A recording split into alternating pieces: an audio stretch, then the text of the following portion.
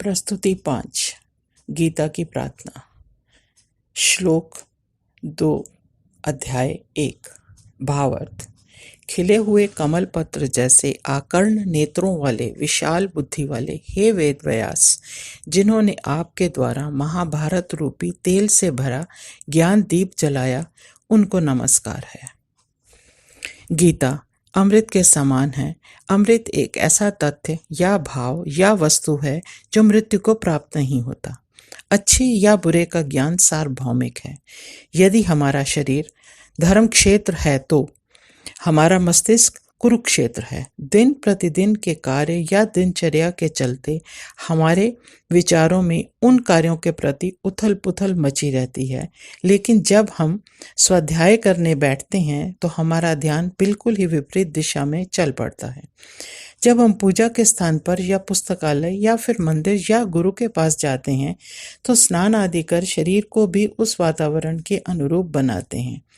मन की शुद्धि, उचित स्थान का चयन ये आवश्यक है, उतना ही जितना कि शरीर की शुद्धि।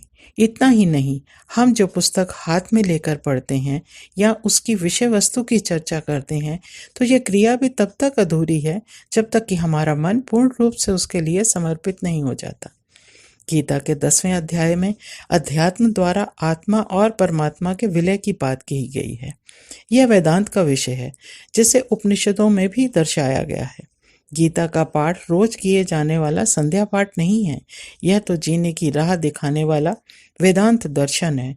यह दो लोगों के बीच हुआ संवाद है, जिसमें एक ओर अर्जुन साधारण बुद्धि वाला मनुष्य है तो दूसरी ओर श्री कृष्ण जो ज्ञान के अथाह भंडार हैं। गीता क्या है, इसका वर्णन श्री चिन्मय स्वामी जी ने कुछ इस प्रकार किया है।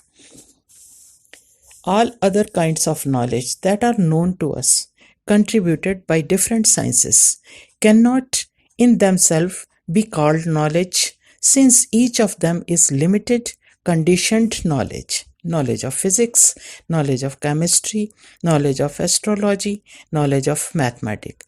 None of them is knowledge in itself, but is knowledge of something or other.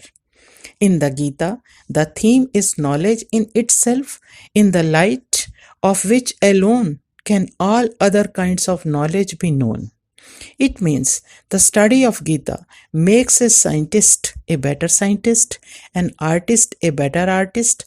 All other kinds of knowledge can be better acquired and creatively better digested in the light of Gita. Indeed, the divine song is the lamp of knowledge. कहने को तो कहते हैं कि गीता में यह स्पष्ट रूप से लिखा है कि हमारे कर्म कैसे होने चाहिए। हमने सुना और उसी के अनुसार जीवन में कार्य करने को प्रस्तुत भी हो गए, पर यह मात्र नियमों का आंख मूंद कर पालन करना नहीं है। हमारा आधा अधूरा ज्ञान कभी कभी हमें गुमराह भी कर देता है। हमें इससे नुकसान भी हो सकता है। हमें गीता में दिए गए उपदेशों का अनुसरण नहीं, चिंतन करना है, और जब हम उसके गूढ़ भाव को समझ लेंगे तभी जीवन का सही अर्थ समझ पाएंगे। मेरा अपना विचार है कि गीता में जिन कर्मों का, व्यवहार का, उचित अनुचित परिस्थितियों का वर्णन किया गया है वो सब तत्कालीन परिस्थितियों की देन था। भारत भूखंड में फैल रही अराजकता, भौतिकता के लिए स्पर्धा आदि विषयों के कारण वैसी विषम परिस्थितियों ने जन्म लिया। नीति विरुद्ध या धर्म विरुद्ध या फिर अति वैभव के कारण, संग्रह के कारण वो हालात बने। सभी क्षत्रिय अपने पराये का भेद भूलकर साम दाम दंड भेद वैभव को हत्याने लगे।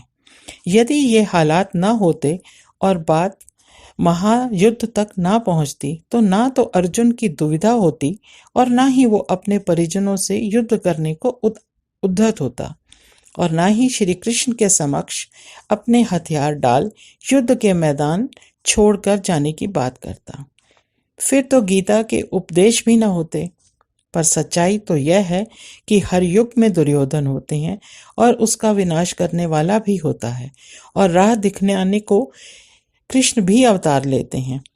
फिर वो देश हो, शहर हो, गांव हो, समाज या परिवार ही क्यों न हो, ये परिस्थितियां छोटे या बड़े रूप में अवश्य आती रहती हैं। सतयुग हो, त्रेता युग हो या फिर कलयुग, ये परिस्थितियां नाम, कारण और विषय परिवर्तन के साथ आती रही हैं और आती रहेंगी। ऐसे में हजारों वर्ष पूर्व लिखी गई गीता आज भी उतनी ही उपयोगी है जितनी कि कुरुक्षेत्र के मैदान में थी। स्वामी चिन्मयानंद जी ने कहा है, in various degrees every man is a victim of this arjuna disease and the Krishna cure.